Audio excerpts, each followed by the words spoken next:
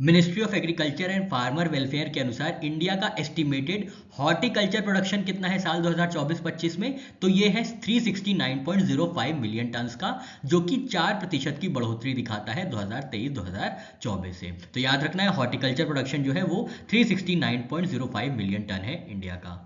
Total horticulture जो area cover करता है वो है 29.48 मिलियन हेक्टेयर्स। फ्रूट प्रोडक्शन की बात करें तो 118.76 मिलियन टन जो है वो फलों का उत्पादन हुआ है, फूड प्रोडक्शन हुआ है, जो कि बढ़ गया है 5.12% से।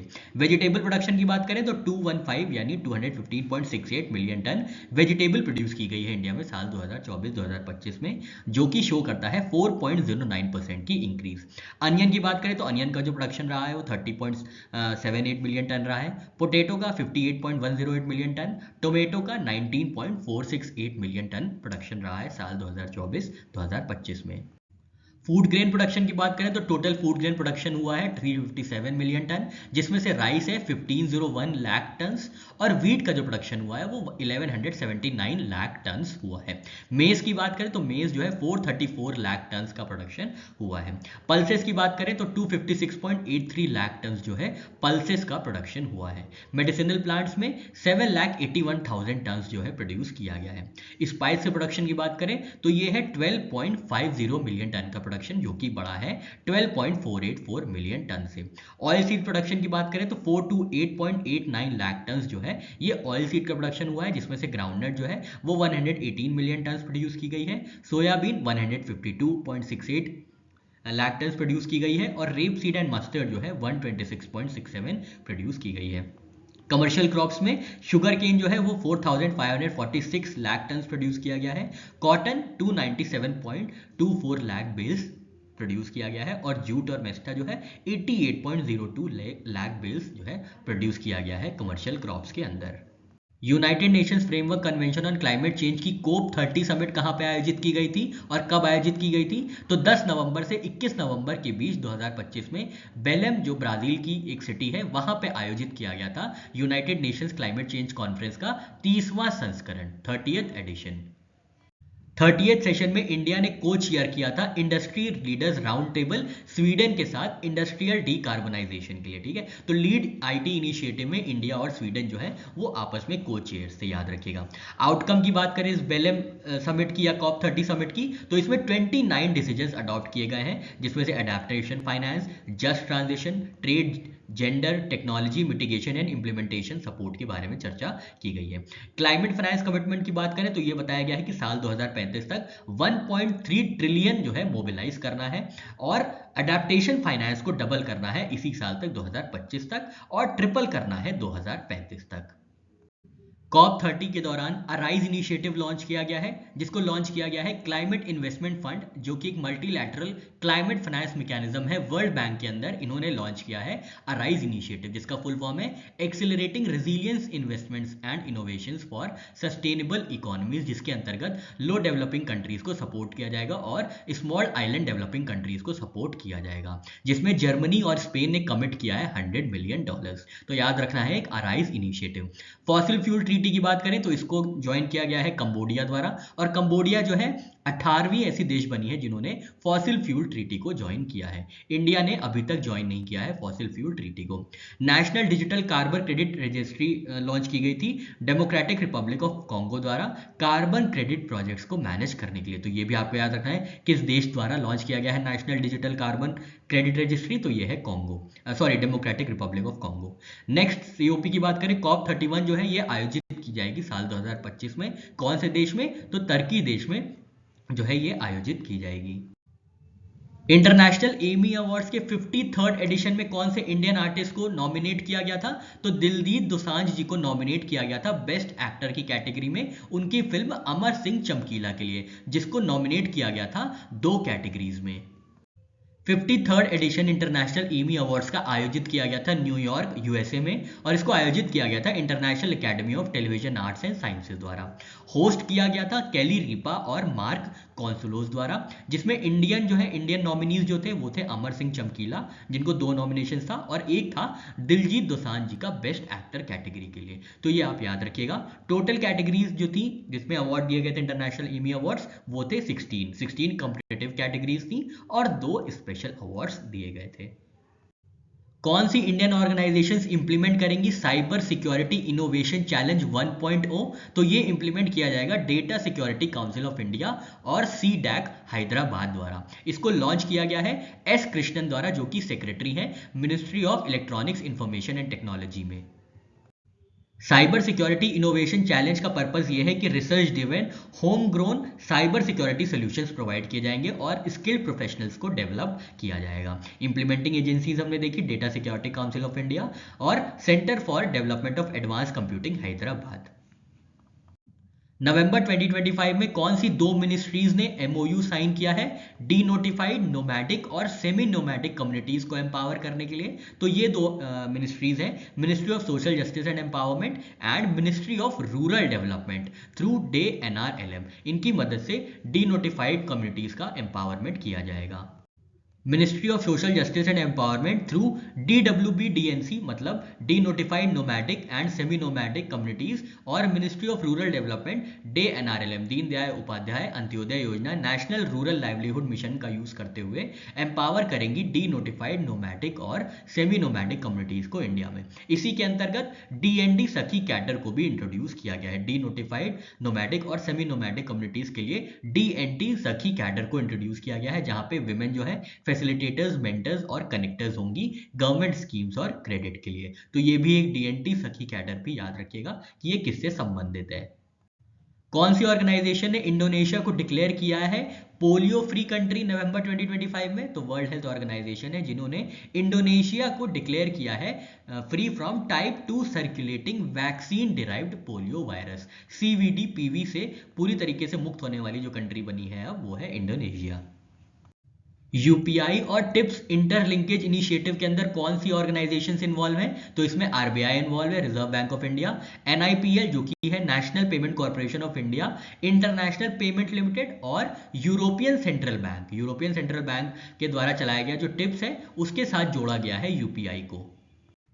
Reserve bank of India, NIPL और यूरोपियन सेंट्रल बैंक ने इंटरलिंकेज इनिशिएटिव को इनिशिएट किया है UPI टिप्स के लिए। UPI क्या है?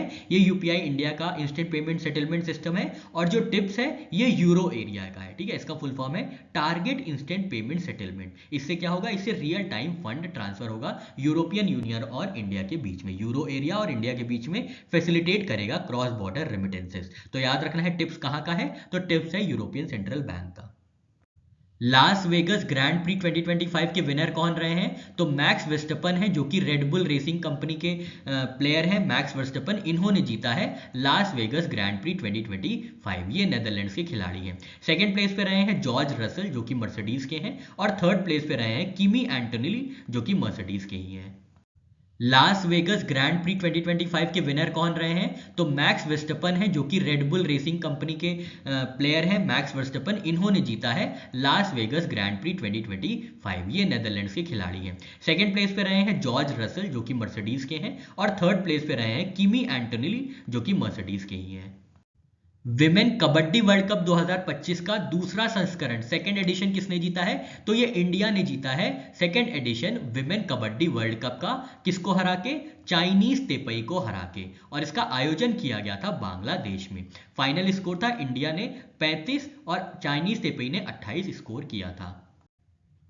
विमेन कबड्डी वर्ल्ड कप 2025 का दूसरा संस्करण आयोजित किया गया था बांग्लादेश में, जिसमें इंडियन विमेन कबड्डी टीम ने चाइनीज तेपई की विमेन कबड्डी टीम को हरा दिया है।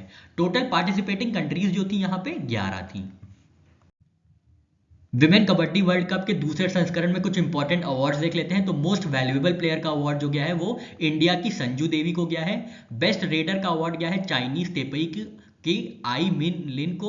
बेस्ट डिफेंडर का अवार्ड गया है बांग्लादेश की एम श्रुति अख्तर को। सिग्निफिकेंस की बात करें तो इंडिया जो है अपना दूसरा लगातार women kabaddi world cup title जीता है। पहली बार इन्होंने 2012 में जीता था जिसको आयोजित किया गया था पटना बिहार में। नेशनल क्वांटम मिशन के अंतर्गत IIT बॉम्बे में कौन से 2 की इवेंट्स लॉन्च किए गए हैं और टोटल आउटले कितना है? तो 720 करोड़ रुपए एलोकेट किए गए हैं इंडिया की पहली लिक्विड हीलियम क्रायोजेनिक फैसिलिटी को, जिसको इनॉग्रेट किया गया है IIT बॉम्बे में। इसका आउटले है 720 करोड़ का। नेशनल क्वांटम मिशन की बात करें तो इसको अप्रूव किया गया था साल 2023 में, 19 अप्रैल साल 2023 में, और इसका जो टोटल आवंटन किया गया था साल 2023 से 2030-31 के लिए वो था लगभग 6003 करोड़ रुपए का। ठीक है, तो याद रखिए। ग्लोबल कॉन्टेक्स्ट की बात करें, इंडिया जो है 7वीं ऐसी कंट्री बनी है जिन्होंने लॉन्च किया है dedicated quantum mission. Dedicated quantum mission launch करने वाली भारत जो है वो 7th कंट्री बनी है after US, Austria, Finland, France, Canada and China. G20 summit 2025 की थीम क्या रही है? थीम रही है solidarity, equality and sustainability. G20 का 20वां संस्करण आयोजित किया गया था जोहानिसबर्ग, साउथ अफ्रीका में। यहाँ पे की आउटकम्स रहे हैं 122 point leaders declaration, IMF reform, seat for सब सहारन अफ्रीका, मिशन 300 और कुछ important Ubuntu approach on food security जैसी चीजें इनमें लाइमलाइट में रही हैं। नेक्स्ट G20 समिट यानी 21st एडिशन G20 समिट का आयोजित किया जाएगा यूएसए में साल 2026 में, और स्पेसिफिक लोकेशन है डोरल, फ्लोरिडा। सिग्निफिकेंस की बात करें तो ये पहला G20 समिट है, 19वां संस्करण जो है पहला संस्करण है जो कि अफ्रीकन कॉन्टिनेंट पे ऑर्गेनाइज किया गया था, होस्ट किया गया था। G20 की बात करें तो 19 कंट्रीज हैं और 2 रीजनल ब्लॉक्स हैं। कौन कौन से? यूरोपियन यूनियन और अफ्रीकन यूनियन। साउथ अफ्रीका की बात करें तो यहाँ पे प्रेसिडेंट जो है वो है सिरिल रामाफोसा, कैपिटल है प्रिटोरिया, करेंसी है South African Rand.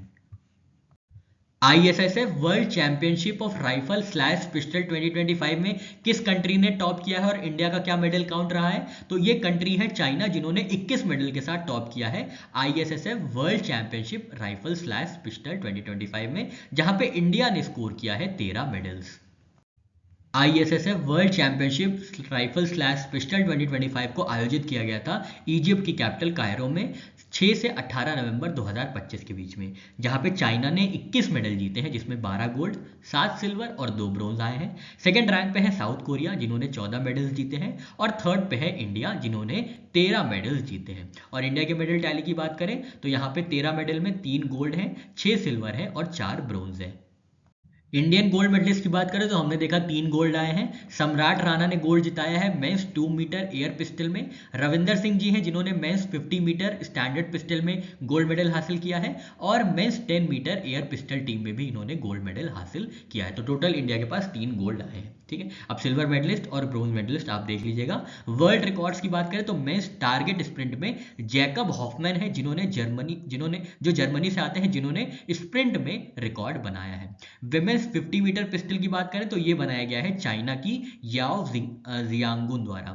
Mains 300 metre rifle 3 positions में जो रिकॉर्ड बनाया गया है वो पोलैंड के टॉमस बार्टनिक ने रिकॉर्ड बनाया है 300 मीटर राइफल 3 पोजीशंस में। और men's 50 metre rifle prone team में रिकॉर्ड बनाया गया है चाइना द्वारा। तो ये कुछ इंपॉर्टेंट पॉइंट्स है, ध्यान में रखिएगा।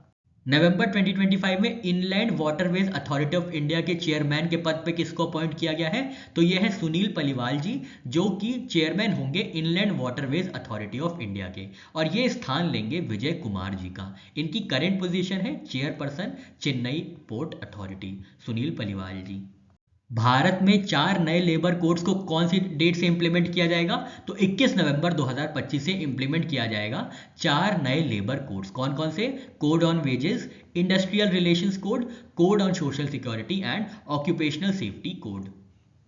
की फीचर्स की बात करें लेबर कोड्स की तो यहाँ पे मिनिमम वेज राइट प्रोवाइड किया जाएगा वर्कर्स को, गिग वर्कर को बेनिफिट्स दिए जाएंगे, फिक्स टर्म एम्प्लॉयमेंट पैरिटी होगी, और 8 आवर वर्क डे की जो शेड्यूल है वो होगा। साथ ही साथ अपॉइंटमेंट लेटर्स दिए जाएंगे ट्रांसपेरेंसी के लिए।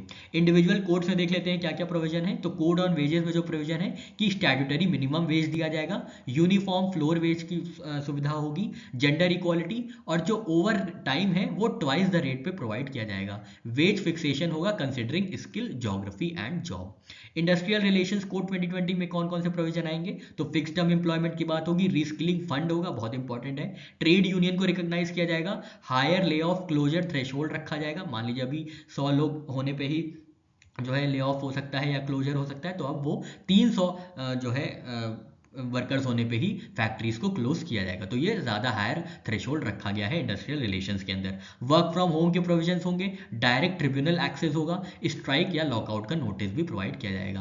कोड ऑन सोशल सिक्योरिटी में कवर किया जाएगा सारे वर्कर्स को इंक्लूडिंग गिग या प्लेटफॉर्म वर्कर्स। ईपीएफ की सुविधा उपलब्ध होगी, सोशल सिक्योरिटी फंड होगा जिसके अंतर्गत और अनऑर्गेनाइज सेक्टर को फैसिलिटीज प्रोवाइड की जाएंगी, ग्रेचुटी प्रोवाइड की जाएगी फिक्स टर्म एम्प्लॉयज को, और ऑफेंसेस को कंपाउंडिंग में जो है मेजर किया जाएगा।